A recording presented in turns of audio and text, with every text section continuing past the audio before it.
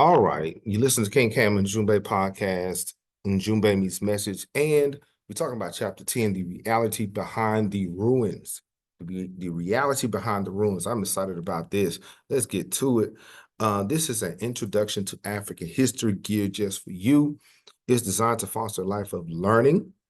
Um, and the introduction to African history, it will be done once a week, and it's going to go over a few readings on the continent. And the question is always, are there any other civilizations outside of Kemet and outside of Egypt and the those empires? Get this, we have learned a lot about it, but let's get to it. Let's get to it. And these are the sub-regions of Africa. There's the northern region, the western, central Africa, eastern Africa. We're going to be dealing with eastern and southeastern Africa along here. All right. And of course, we're into the book, The Lost Cities of Africa by Basil Davidson. Check that book out in the description. I am an Amazon affiliate. And as an Amazon affiliate, I earn from qualifying purchases. So click the link below, check it out, get you one. It is a great book. All right. Let's get it. And to recap real quick, what did they find by the Limpopo River? What did they find by the Limpopo River? Okay, and who were these people? Who were these people? All right, check out the previous video on that. We had a great discussion, The Builders of the South, Part 2. Check it out. All right, and is it Hottentot or Batwa? All right. And why were there forts and terraces at Inyanga? Why were there forts and terraces at Inyanga? All right. Of course, we're going to identify and discuss the concepts in the book entitled Lost Cities of Africa, chapter 10. We're in chapter 10 right now. We got two more chapters, and then we will be done. We got two more chapters, and we'll be done. Trying to see. Okay, yeah, it is working. I'm just trying to make sure the sound is working. I'm trying new things, fam. Trying new things. All right.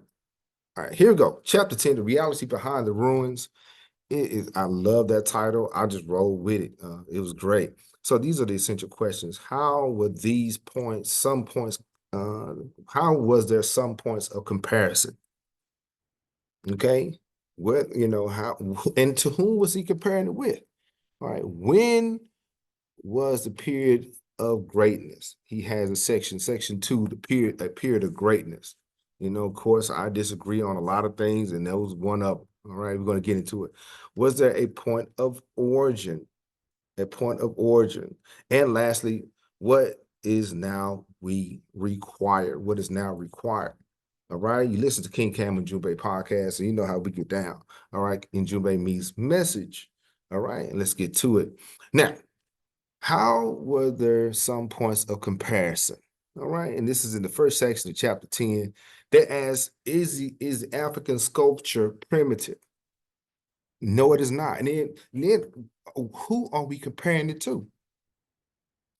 What other standard are we trying to use? Of course, traditional ways they try to traditionally compare everybody in the whole world to Europe. No.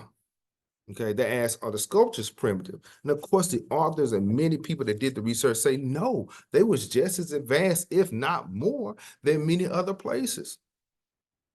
Okay, so how was there some points of comparison? They tried to use art. They tried to compare art, African art with European art. All right, no comparison. Beautiful. Now, how are their points of comparison? Religiously. They ask, is the African religion primitive? No, it is not. No, it is not.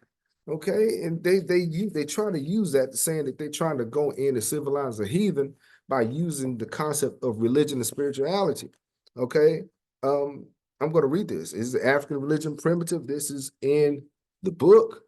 On the contrary, many African peoples, it transpires, have systems of belief about themselves and the universe that are subtle and developed.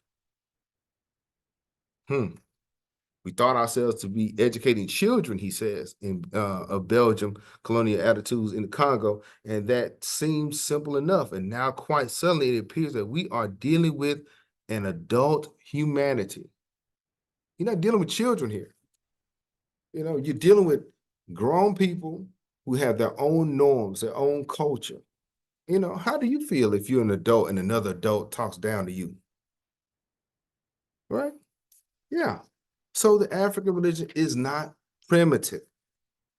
Very often, the opposition between primitive and we're going to get to that. Let me get to it. Let me get to it. So now, some more points of comparison. Who is the authority to call something primitive or non-primitive? By what standard? We see it many times over. We see it in our public and social standings, and even in education, they use some kind of bar or some kind of standard to say you are academically prepared if you meet this standard. Whose authority? Whose standard? Right? Whose authority to what right do you have to call somebody primitive or non-primitive? These are the pros and cons. These are the similarities and differences that we're talking about in this chapter. And normally they're trying to compare African customs to that of Europe. But as this chapter unfolds, they realize that, oh, hold on, it's a lot more advanced than people think. Right? And then who has authority to call them civilized or uncivilized, right? And so let's keep it moving, right? Now, there are some points of comparison. In 1517, Barbosa said the Lord of Monomotapa was the Lord of an exceeding great country. He was the king and the ruler of an exceeding great country. It was true. Portugal had armies, but the inland kings in this central area of Southeastern Africa had chiefs that had powerful armies. They could not be faded. They could not be touched. They realized that, oh, they have an army. They have a legion. We always talk about the Roman legion. We always talk about the Greeks, Athenians, and so on. The Zulus and Monomotapa and the great kingdoms in Southeastern Africa had powerful armies. They did. They weren't just people throwing sticks and stones. They had a sophisticated military power. Right. It wasn't just you know, hotep all day long, and it wasn't sculpture making and dancing. No, they were people of culture and people of war. You had to defend yourself. We talked about that. Why did they have fences? Yeah, to defend themselves. Right? So the inland kings had powerful armies as the Portuguese, they messed around and they found out. Okay. What more natural than that they should rule the land? So yes, they had the military, so they should rule their own land. All right. So let's continue. So we have a couple of things. We have a couple of things. We have they try to compare it religiously. They try to compare it militarily. Let's see how else they try to compare it with. Let's see how else. All right. So besides the major cities of Germany, so they try to make a comparison socially. If you're writing this down, they try to make a comparison socially. They say, okay, well, we can't get them on a military standpoint, and we can't get them in the just norms and so on. Let's see if they're socially comparable. Yeah, they find out some other things also concerning social norms and expectations. Besides the major cities of Germany and the Netherlands, besides that, they realized that the people of Europe was backwards themselves. Outside of the major cities of London and so on, once you get in that countryside, they're just as terrible, if not worse. So it's always amazing how people would say when they leave Europe, everybody is backwards and uncivilized in comparison to the West. No, not necessarily so. The people of Europe are going to Africa during the 14th and 15th century, realizing that, oh, these people are way more advanced culturally, politically than we are as a group. What else? And so they went into trade. They also traded in the Southeast Africa in the 15th century was very similar to maritime trade in Venice along the Mediterranean. They realized that they had something going here. They realized that the people of Africa, they was developed. It's like a whole new world, a whole new place. All right. Now, economically, how could they compare to them economically? How did they do that? How did they do that? Let's get to it. Let's get to it. Remember last time we talked, they had large pieces of gold. They found it. They found large pieces of gold, and at the Royal Burial Grounds, they found over 70 ounces of gold. Economically, they like they say in movies, they have their own money, right? And Monomotapa is a great store of gold. I'm trying to find the page. I'm very excited about this. I'm very excited about this. Yeah, they have their own money. They have their here it is. Here it is. Okay, so Monomotapa is a great store of gold. As I illustrated before, that's part of Africa, that whole strip was full of gold. It was full of it. And of course, check out the map from the previous video. They had their own financial system, which they use gold as the currency, as the standard. Okay. The Portuguese and the Dutch and many others, they found this out. Okay. And so the gold he learned, the Portuguese, they got by trade and not conquest. They didn't go, remember, they had an army. They was ready. They had generals, they had leaders. You couldn't just go in there and do what you want to do, right? So they had their own financial system. So they tried to compare them religiously or philosophically. They tried to compare them from a military standpoint. They tried to compare to what else? From a social standpoint, to see, if there was any reason to say that these people are backwards, and they found that they're not. And now economically, Monomotapa is a great store of gold. Yeah, let's continue. And there were some other points of comparison politically. Politically, the rulers, according to Davidson, had few absolute powers. And this is where I totally disagree with this man.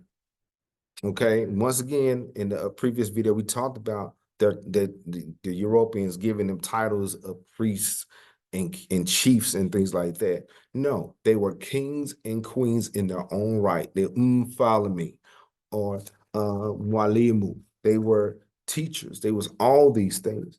Okay, so Bantu speaking people established over such South Central Africa a system more or less strongly organized and unified states whose relations with each other, though always modified by custom and tradition, were not essentially different than those between the various states and empires in feudal Europe.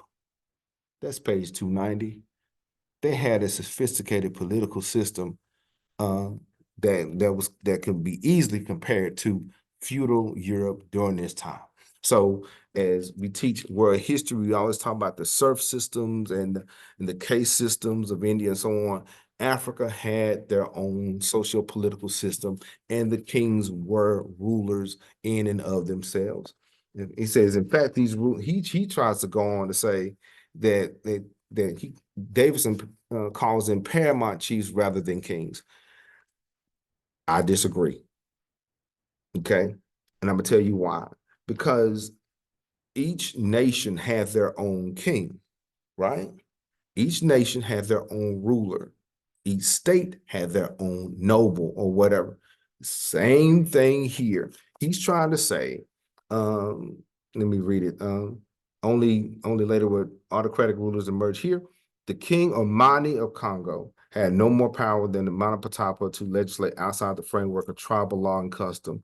If he tried to go outside, it would be likely to suffer. He would be likely to suffer the same fate as Wakalimi. Okay. I disagree because the thing is, you're trying to say that they don't have any authority. To be honest, if the president cannot go to another country and exercise the same authority as he does in the United States. Come on now, let's think about it. The prime minister of India cannot go to the UK and say, hey, I have the same authority. No, it's not. That's not going to happen. So why are we trying to say that these people have little authority outside their country when it's the same thing going on here? Okay. All right. So, and of course, if you try to go outside, he'd likely suffer the same fate as a Waklami. And as I said before, they try to compare, but they try to downgrade that comparison. These men and women were leaders and rulers in their own right, and we've got to respect that, right? And so comparisons with medieval Europe may quickly mislead. He says they will likely be likely misled much less, though, than no comparisons at all. Southern African Iron Age society was very different from medieval society of Northern Europe. Yeah, they were. Why? Because of their environment and their situation. All right, let's continue. Now, here's another thing. In 293, he says a period of greatness. Now I'm trying to figure out when was this the period of greatness that he's talking about. Okay, the reason why I put this question, when was it, was because he gives this section a title, period of greatness, as if this era was a lightning flash in history. Okay, as if it was just a period of time, 10, 20 years max, and it fizzled out. No, Africa has several eras we can study. Okay, one day I'm going to talk about that. I'm going to get into that. Okay, there are several golden ages we can choose from at any given time. We can go as far back as Kemet or the pre-dynastic period, all the way up until now that's going on in Mali and Burkina Faso and many other places. We have great leaders and empires popping up over and over again.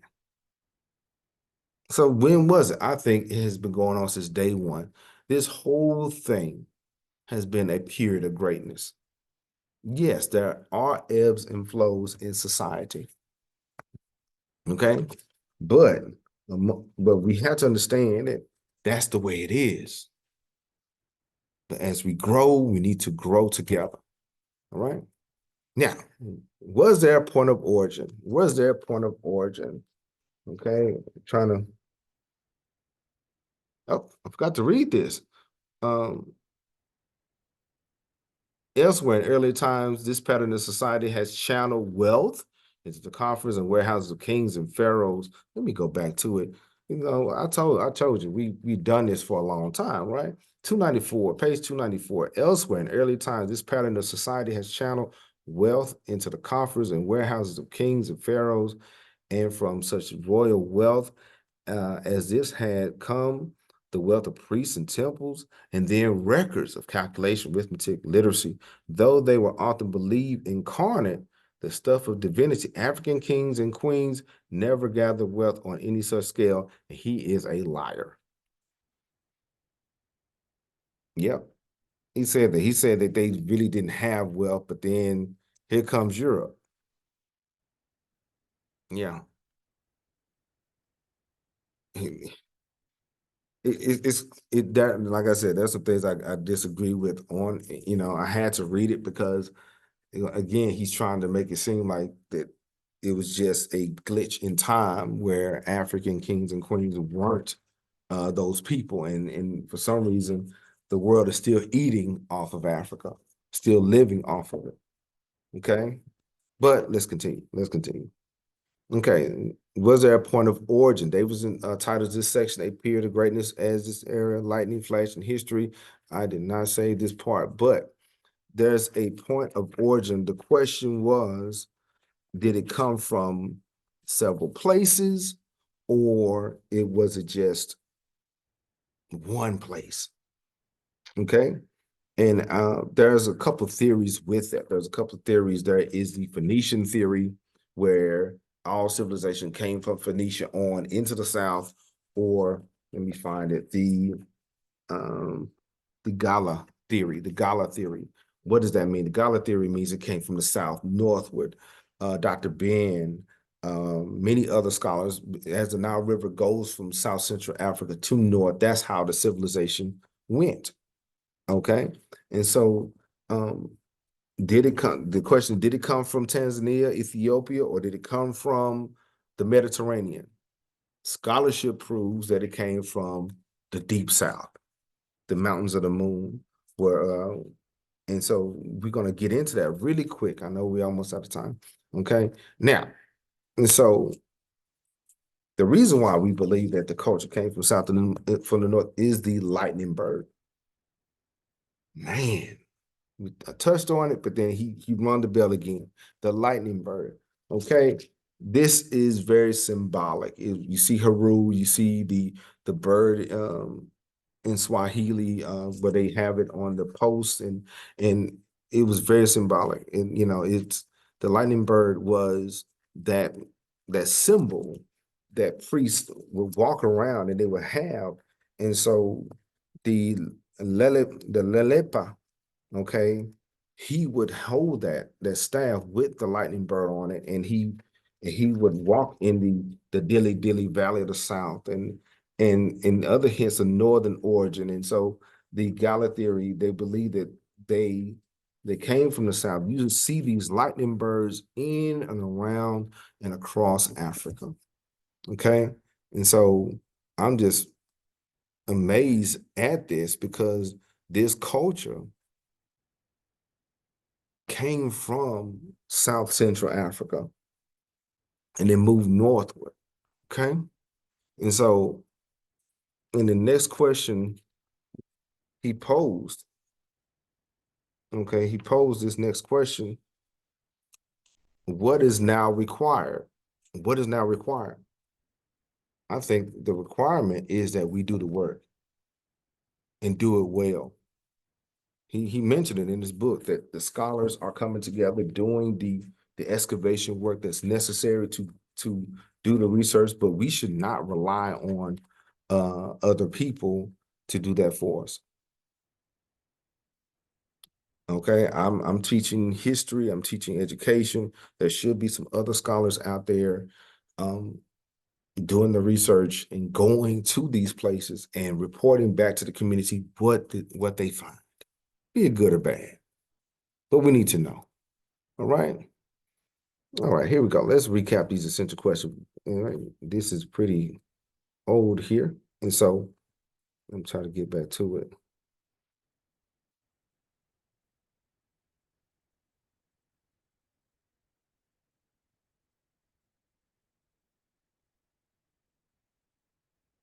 Okay.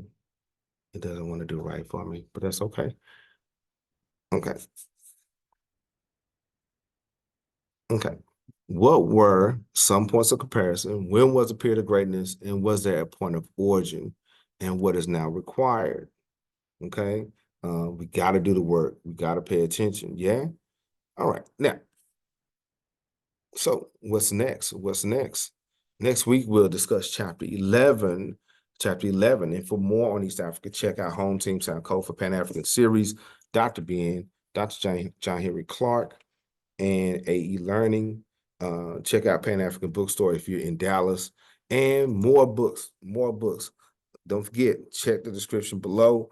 We got some more good books out there. Before the Mayflower is a great book by Lerone Bennett. A History of Zimbabwe by Alois S. Malambo, okay? And The Great Zimbabwe by Charles River Editors, and The Great Zimbabwe by Mark Bazari. But I got one for the youth. What about the children? Something for the youth: Africa Geography Activity Book. It is good to get them going early. It's good to get them learning early and as soon as possible. All right, so that's about it. Of course, pray for Africa, the unity and peace. And we just got to talking about the reality behind the ruins. The reality is that these were kingdoms and people, and I will talk to you later. And you guys have a good one. You listen to King Cam and Ujumbe podcast. Ujumbe means message. Talk to you later. Peace.